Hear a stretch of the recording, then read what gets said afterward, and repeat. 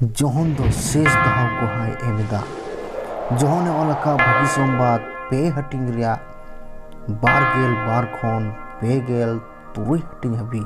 ᱱᱚᱣᱟ ᱛᱟᱭᱚᱢ ᱡᱤᱥᱩ ᱫᱚ ᱟᱡᱨᱮᱱ ᱪᱮᱞᱟ ᱠᱚ ᱥᱟᱶ ᱡᱤᱦᱩᱫᱟ ᱫᱤᱥᱚᱢ ᱛᱮᱭ ᱪᱟᱞᱟᱣᱮᱱᱟ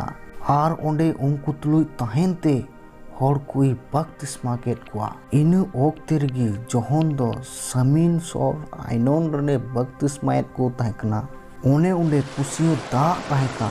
और हर को दो उंडे बपतिस्मा उच्चु लगी को चला कान तहकना एनते उन दो जहन हाजुत रे बाय भरा उच्चु कान तहकना आदो जहन रेन आदम चिला और मीटेन जिहुदी हर तलारे आप अबु को रियान रेटे पेटे जनामिना ओनाते जहन ठेन सेन कते को मेता दिया ए गुरु जर्दन उन पारम आम तुलुय ताहेकान हर ओने उनी रियानेम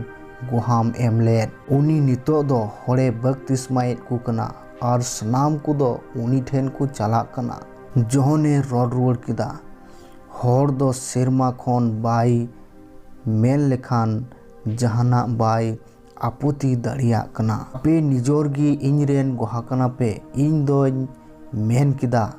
एनते ख्रिस दोन बांकना इन दो उनी लहाते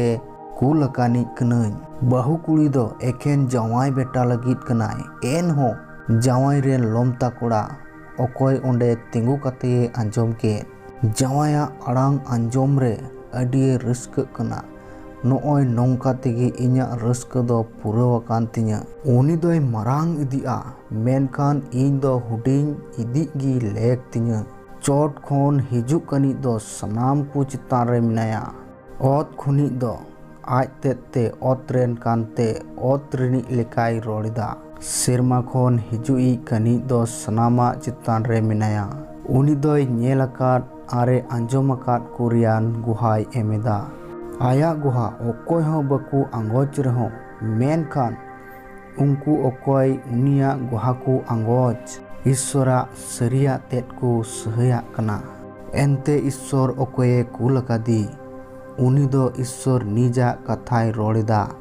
ईश्वर दो एनते उनी बीन सोंग तेगी आत्माय इमाय कना आपद दो हपन तेत ए दुलड़ी कना और जतुआ दो उनी तीरे जिमाव कदा